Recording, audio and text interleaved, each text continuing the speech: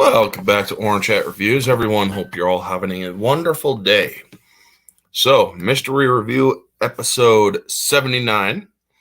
This is the third film, or fourth film, of which I have not seen before, or have seen in part, but not entirety,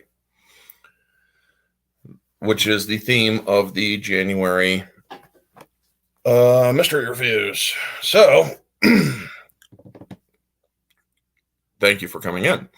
Now, before we get started, if you're catching this on the replay, make sure that you hit the like button, show your support, leave a comment to what this video stream is about, which is a review for a film, and let me know all your thoughts. Also, share it out as this will help my watch time grow, because I'm still trying to get to 4,000 hours and my watch time actually keeps decreasing at an exponential rate, even though I've been trying to grind as best as I could.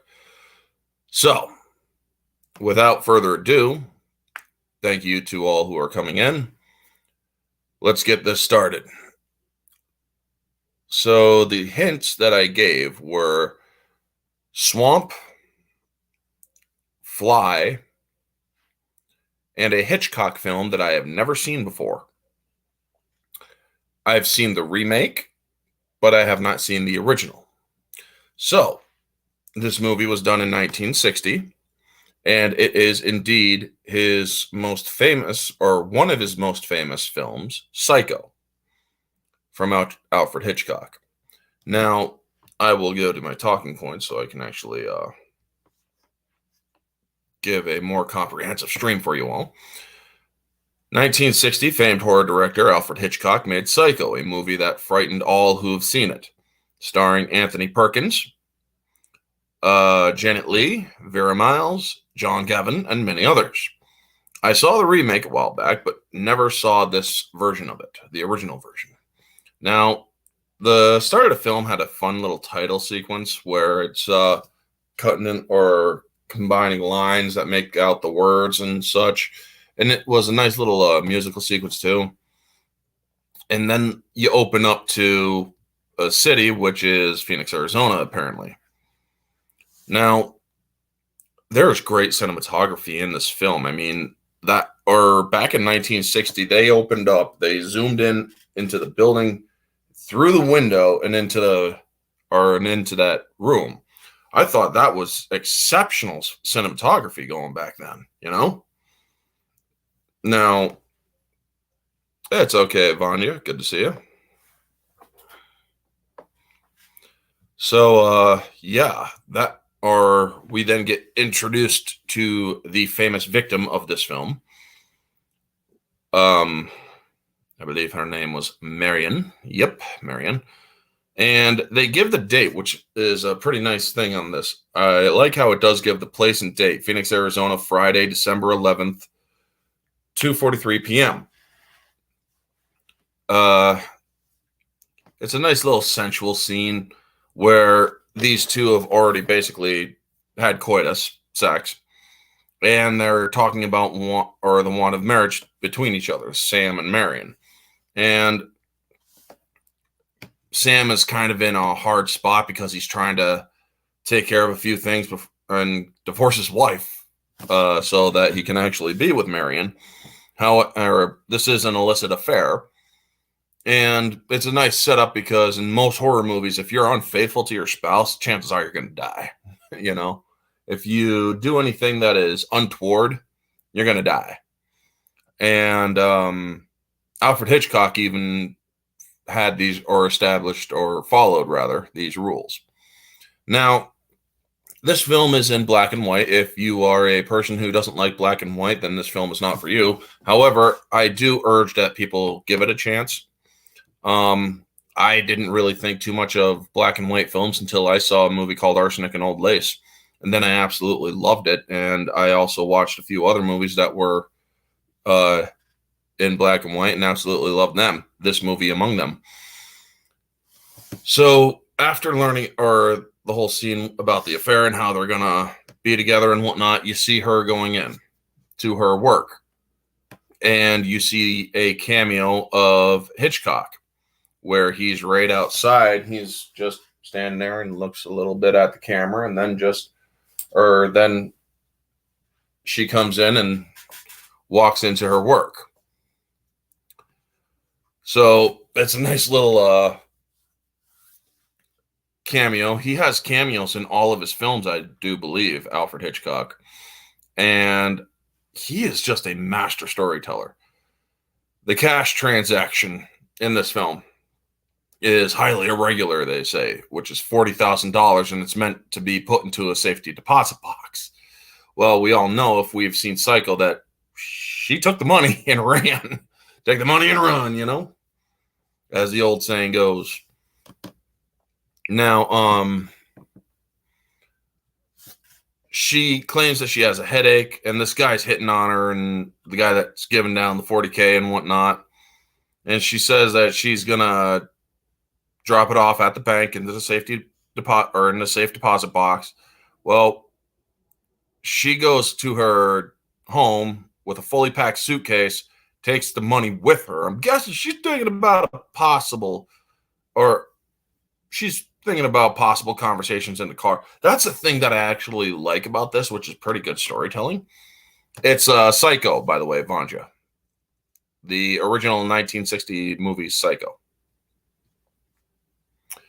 Now, one of the things is she's driving. Now, she, according to her boss, or she told her boss, I'm going to go home and sleep the weekend off. I got a headache and whatnot. And so, according to him, she's at home. Well, funny thing, she's in her car and she sees her boss walking by. And he smiles and she smiles back and waves. And it's like, what the fuck? Then she realizes, oh, shit. So she drives off.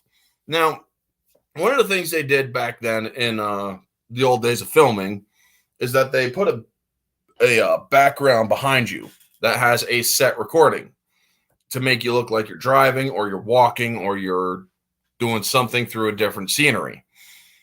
That's was the birth of background screens, which then became blue screens and green screens.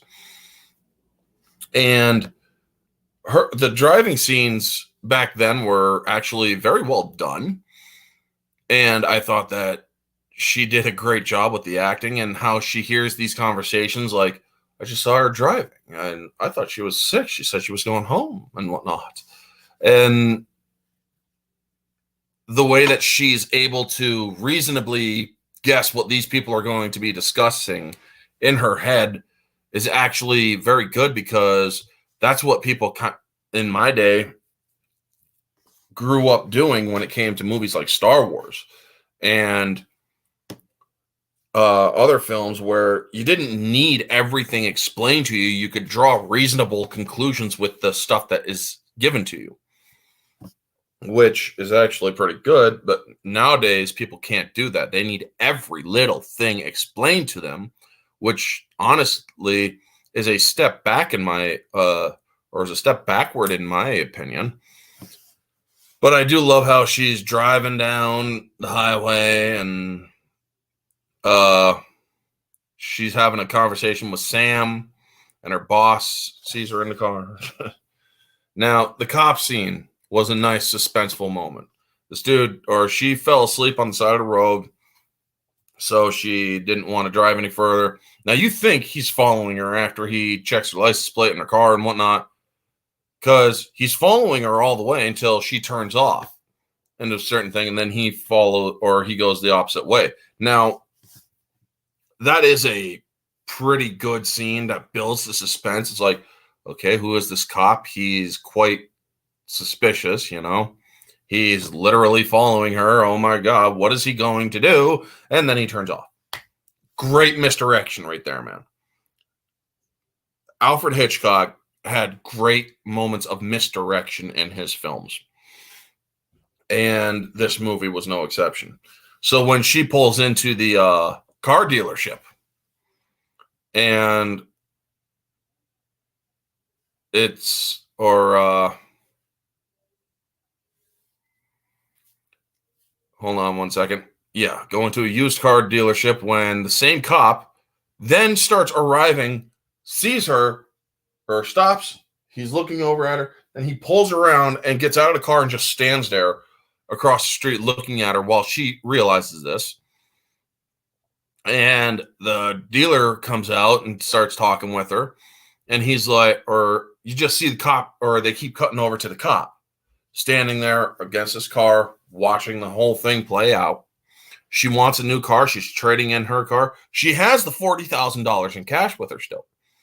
And this dealer is kind of wondering about her. She's not willing to haggle price. She just wants to get out of there quick. Get her new car, get the car she wants and get out quick. Well, then the cop gets in his car and starts pulling in while she's in the office, and she goes into the bathroom to get the $700 out because it's the price of her car plus $700. So she pulls out the $700, gives him the cash, and she's pulling out when the person who took over her car is like, "Hey!" She almost forgot her luggage. So it's like, something going on here. This woman's giving off all the friggin' beats that something is wrong. Well, yeah, she stole $40,000, so obviously she doesn't want to stick around with the law on her ass, And so this cop just continues to make people uneasy,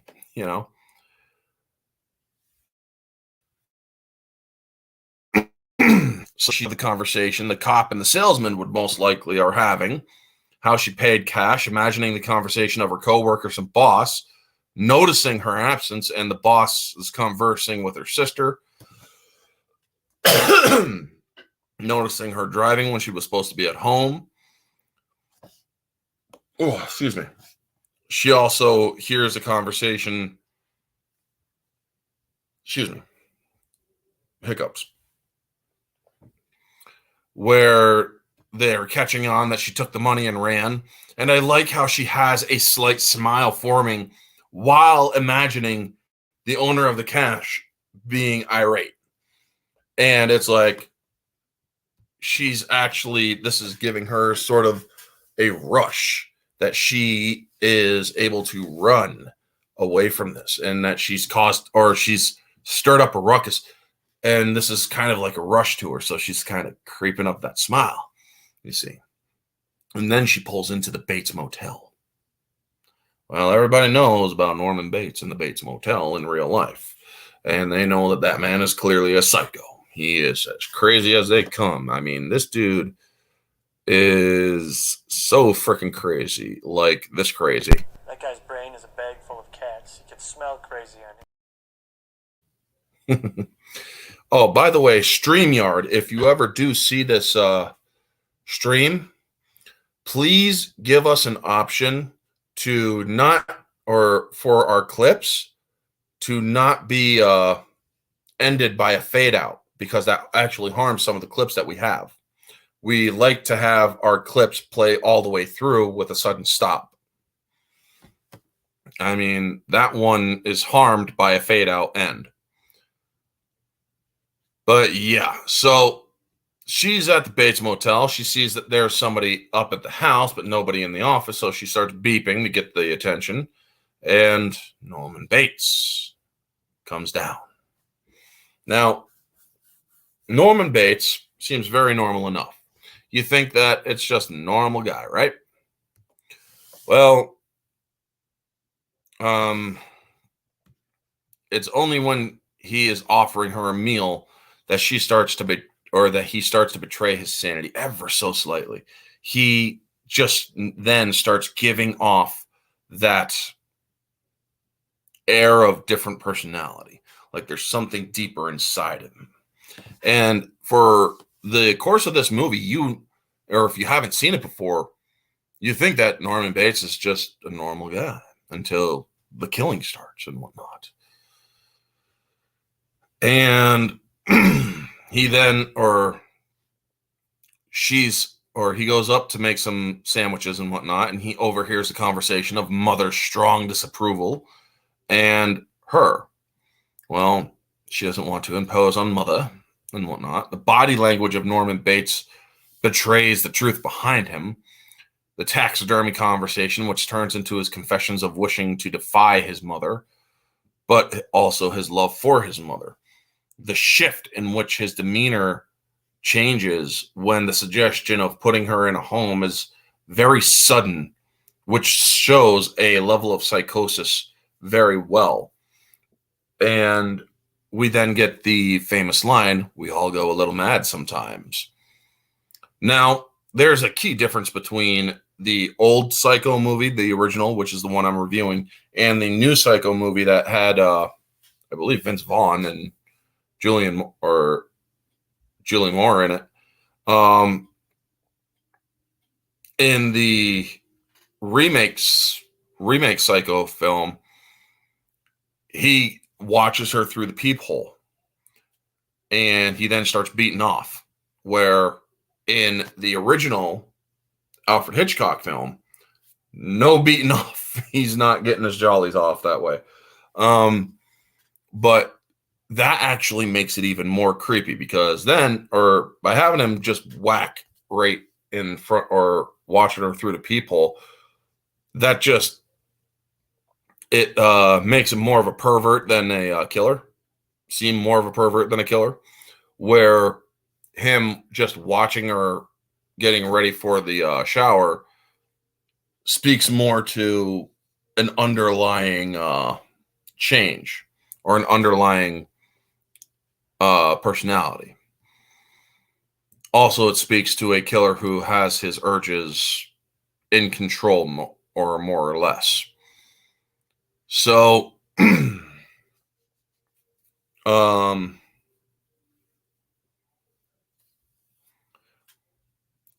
when he goes and leaves the Bates Motel to go back up to the house for a moment, I know exactly what he's planning on going up and doing, but I also like how this look of almost like simmering anger is on his face, which makes you think he's angry at his mother, because this woman does seem to be nice and whatnot. However, I do know the story, so I know what's about to coming, and we get to the infamous shower scene where she's taking a shower, and they actually do a very good job in this film of covering the nudity very well. You don't see anything explicit in this film. I mean, you can even try going frame by frame, and they actually do a very good job at covering all that up, because there were things such as nudity clauses, and if the woman was uncomfortable in any way, they wouldn't use the scene, or they would have to make changes in order for the scene to be done differently. So we get the famous shower scene. Now, people who watch the scene where Norma Bates, the killer, comes up, pulls open the curtain with her with her knife hand up like that to kill Marion. Or if you watch it in high definition, which I have, you see that you could actually see the face or his eyes. However, back then they actually had to make the face darker with makeup, as most people would call blackface. But that's not actual blackface. Blackface is a comical painting, which makes it a parody of a black person back in vaudeville time. Not meant for, or this sort of makeup was used for dramatic effect. It was not used for any racial insensitivity. So they basically made it so that the face was too dark to fully make out while the stabbing goes on, and you hear the yeet, yeet, yeet, yeet sound, which is very nice. And you see that the knife isn't really striking her. That's the little bit of objective flaw, but obviously you can't see a knife like that strike somebody. It would, well, they couldn't do that back then, I'm guessing. Because if you see the movie for the remake of this film, which Hitchcock's daughter actually praised, when she falls forward, you see the stab wounds on her back and whatnot. You don't see any of that in this film. You don't see any of the gruesome stabbing and such in this film, except for one scene later, which the cop gets it. But this scene does a good job at selling what's going on in the scene, where she collapses and you see the blood or mixing in with the water as the shower water still goes on, and you see Norma Bates, the mother, leave. And then you see the very almost comical drawing out of death of Marion. So, as per my talking points, the attack is shot well. However, the dramatic death was a bit much. I mean, I do like those shots of the blood going down the drain, which I had just said, with the shower water. The zoom out from the close-up of her eye is very well done. It kind of just gives the impression of life leaving her.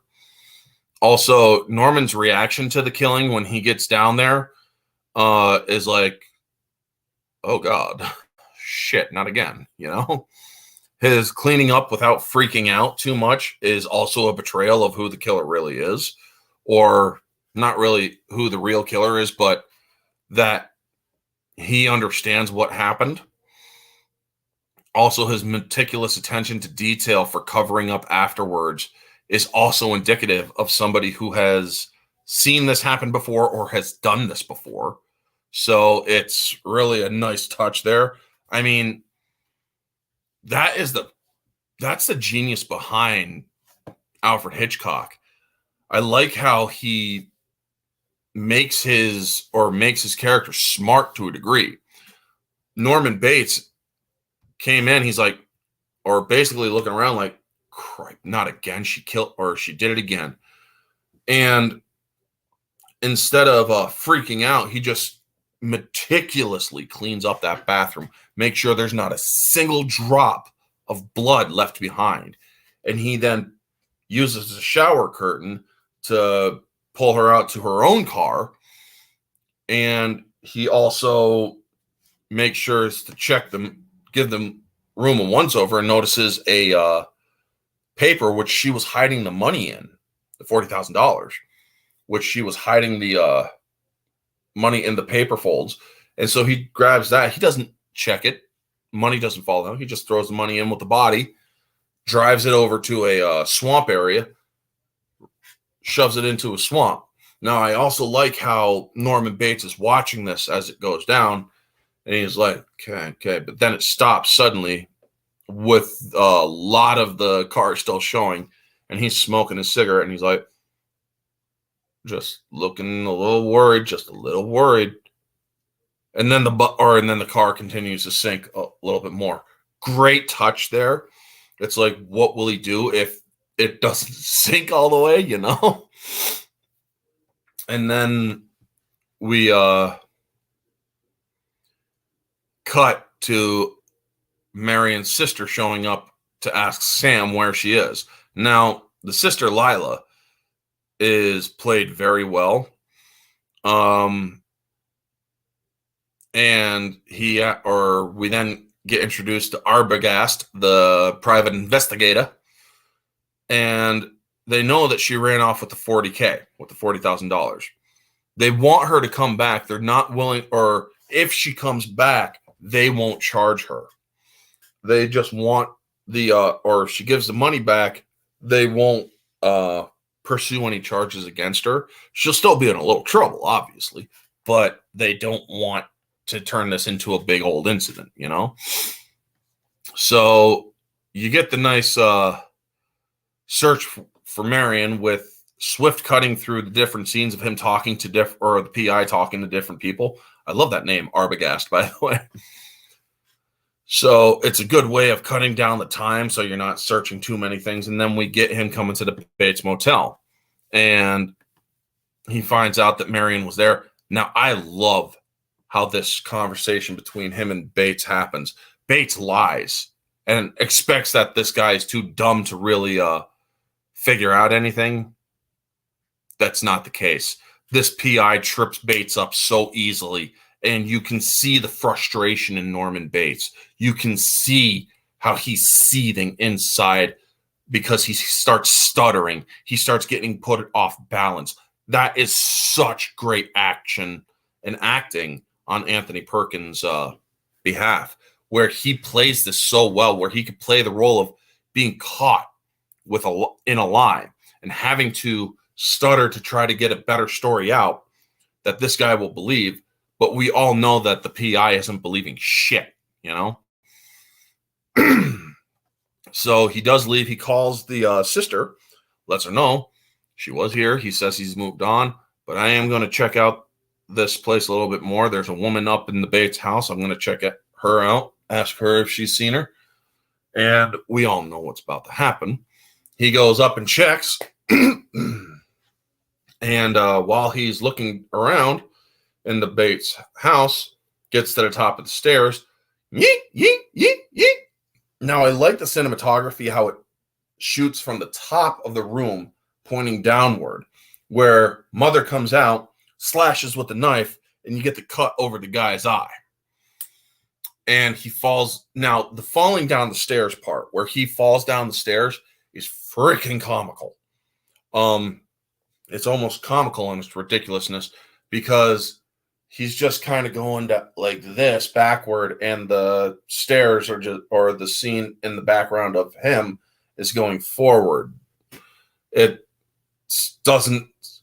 a definitely unrealistic way of falling down the stairs. Well, then he gets down the stairs and Mother continues to stab him and kill him. So, yeah, that's the end of Arbogast. Now we then see, we then realize that Bates basically puts him out in the swamp. Well, the next they show that Sam is going to go to Bates, or to the Bates Motel, to look for Arbogast, because he said he's going to keep looking for Marion. He's going to check her out, or check out this Mrs. Bates, and then get back to him. He never did. So Sam goes looking for Arbogast, and I like the shot of Bates looking angry out by the swamp. He had just finished putting Arbogast in the swamp, I'm guessing. And they return, or he then returns and goes to the sheriff. Well, this movie reveals that the Bates mother has been dead for 10 years. Dead and buried. So in a way, it gives away who is doing the killing before the climax. That is a risky move. It is a very risky move. Who is this woman that is pretending to be Norma Bates, the mother, who is living with Norman Bates, you know? So if it's not his mother, if his mother is truly dead and buried, what's going on? Plot thickens. However, if a person is smart enough, they could figure it out, you know? And the wonderful thing about this, the character of Norma Bates, is you hear in a distinct female voice that is the mother, or that is the voice of Norma Bates. That is a brilliant way of storytelling. It is a perfect way of taking off, or not taking off, but taking suspicion away from Norman Bates. His voice is key different, you know? It doesn't seem possible for his voice to mimic a woman's voice. There's too much difference there. Now, Norman goes upstairs in his house and talks with his mother about him carrying her to stay down in the fruit cellar for a while until they come and look, because killing the detective is only going to make things worse, so they need to hide her down there. Now, you also see him carrying her down, and she's protesting, and it's shot with the same way that the detective getting killed was shot, where it's shot from the top of the the ceiling, looking downward, and it shows him carrying her down. She's not moving. That's another indication, but most people actually do miss that. Or I'm guessing a lot of people missed that back in the 60s. However, Lila and Sam show up and they do their own little search and they try to get one over on Norman. Sam keeps Norman busy while Lila searches the house, and he then realizes this and knocks out Sam and Lila finds the mother downstairs in the fruit cellar and turns her around. The reveal is almost comical. The skeleton part, that's scary. However, the reveal of when she screams out and you see Anthony Perkins with a wig and a dress on, and he kind of has this big old smile on his face. And I'm like, that Jim Carrey could actually do that and look exactly like that. And then you hear him say, "I'm Norma Bates." And then that's when Sam catches him and tackles him downward. And everything, or we then see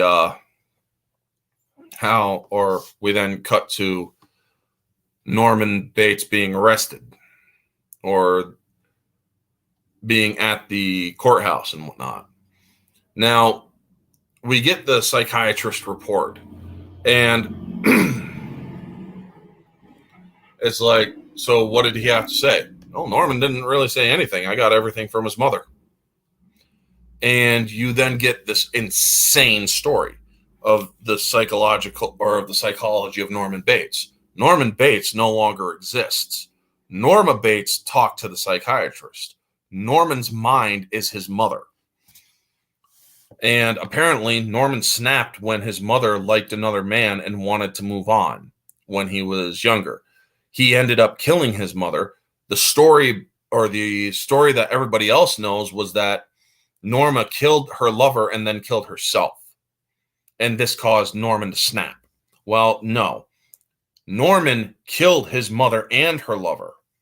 And in killing his mother, it caused such a traumatic break in his mind that erased the action in his mind. And he took on his mother's personality and her persona. So he could be both Norman and Norma Bates at certain times, but he could never be only Norman. He could only be only mother or both Norman and Norma. Or his mother would be watching behind Norman's eyes while he is in the Norman persona. She would still be present. However, when he shifts, it's Norma Bates, period. He could never do just Norman, period. Only Norma. And if anything threatened the illusion of his happiness, he reverted to his mother to end that threat. And the ending is Norman being still while Norma speaks in his mind. When they bring him, or it's like, well, why does he wear a dress? He's transvestite, or one person's like, he's transvestite. No. It's because he believes he is Norma Bates. It has nothing to do with sex or transvestite personality at all. He literally thinks he is his mother, where there's no sexual gratification there as a transvestite, you know? So then they show the cell where the cop brings the blanket to Norma, or to Norman, but you hear "thank you" in a female's voice. And then you cut in to the female narration of Norma, how she will convince everybody that Norman was such a bad boy, but she is so calm, she's so still, she will not move, not even to swat the fly that is on her finger. And everybody will think, see, she wouldn't even hurt a fly. And then you see Norman look up and with that smile on his face, thinking he's going to get away with it. And and then they cut to them dragging out the swamp or the car from the swamp. And then they cut to the ending. Now, the film that I watched with the ending, that's it. After they cut to black, my digital film of it reverts. There's no credits or anything to it. And that's a nice, interesting way of doing it too, because you put all the credits in the beginning of the movie in the 60s, like they did. So, Psycho, the objective quality, the acting, the cinematography is all top notch. Whoever or the genius behind Hitchcock, this man you don't see a lot of cinematography directors, a lot of directors who care about angles and telling the story by the angles of which the camera shows. I'm not seeing that a lot in movies nowadays. Alfred Hitchcock is a person that does care about the right angle, the right visual medium of looking down on a scene or looking at a scene from a certain angle, a distance. Alfred Hitchcock is a genius when it comes to that kind of thing. As for his direction, he beautifully directed this film. Objectively, this film is a 9.5 out of 10. I don't say that lightly. Films nowadays, and even films back then, which do have problems here or there, jump cuts or whatnot, I didn't see any sort of those kind of mistakes in this film. I actually saw a film that was beautifully shot, that was beautifully done, that even in black and white medium, you can still feel the scenes as if they were in color. You could still use your imagination to pretend what colors there are out there. And the acting, oh my God, dude, Anthony Perkins, God rest him, man. If he has passed on, I believe he has. But even if he hasn't, his acting was brilliant in this film. He truly did a role that shows or that makes you think there is something watching behind his eyes. There is that split personality. There is that deranged possibility of madness inside him. He does it so well. The acting of everybody else did a great job, sure, but not as good as Anthony Perkins. He actually sold this movie perfectly well. The writing for the description of the case of Norma Bates, the psychologist's tale, was well written as well. How it was a purely psychological breakdown of what caused Norman to snap, what caused Norman to become Norma, what caused the psychotic break. It is so well written. And I honestly found little fault with this movie. However, I do not give any movie an objective 10 out of 10. I will say that this movie is pretty damn close to a perfectly filmed movie. There are certain things or one flaw I will say is how the stabbing scene in the shower does kind of show that or the overly dramatic acting, like I said earlier, that it would be slight flaw. However, the dialogue, the acting, and the writing was very well done. So the dramatic death of Marion, that kind of is like, yeah, now you're kind of overselling it a little bit. However, the rest of the movie is pure genius. And I'm not saying this in any sort of exaggeration, folks. This movie was made by a genius. Alfred Hitchcock was a genius when it came to making this movie. Subjective, this movie is a 10 out of 10. Now, moviegoer, if you like older movies, if you are a black and white person that likes watching black and white film and even horror films, this movie is one that will keep you interested and you'll want to watch it again and again. So yeah, this movie is definitely a 10 out of 10. However, if you find that it's less interesting, I'll give a subjective moviegoer where people might not find it. So I will also give it a 9 out of 10. I will take away because some people may not be interested in the older films, which is actually quite sad because older films nowadays are objectively better than the crap they're putting out these days. But yeah, when you watch a Hitchcock film, you basically can watch it in awe. That is how well this movie is done. That is how well Alfred Hitchcock did his frickin' film. Anyway, folks, that's going to be the stream. Thank you to Vanja for coming on in. And anybody else, if you catch this on the replay, let me know your thoughts on the original Psycho if you've seen it. I doubt that, or I forgot to let people know that I was live on Discord. That's probably why I didn't get a lot of people coming in or shared it in the groups. So that's probably why. But if you are catching this on the replay, let me know all your thoughts down in the comment section below. What did you think of Psycho? Did you like it? Did you not? What was your favorite parts? My favorite part in this film was the ending where the psychiatrist explains the whole case. That is truly the best part of the entire film. It shows that this guy, that's the genius of it, you know? Anyway, folks, thank you so much for tuning in.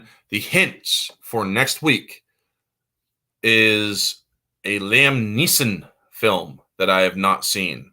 And I will be giving you more and more hints throughout the week and the weekend.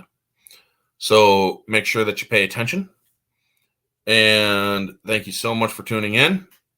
Tonight I will be on Society of Reviews channel, Jake's channel, as we discuss entertainment and such. Thursday I have a guest choice review with Christian Freights. We're going to be discussing Spider-Man 2, the one with Dr. Octopus back in 2004. So that's going to be at 2 p.m. Eastern Standard. And hopefully you all have a wonderful day. And yeah, I'll try to see what other content I can get out for y'all. I know I've been sparse on entertainment content, on entertainment review and news and whatnot. I'm sorry for that. I have been busy. Winter makes it very busy here, especially in a house that is over 130 years old. Constant cleaning, constant upkeep and whatnot. So if I don't get stuff out, watch my earlier videos. That'll help keep you entertained for a bit.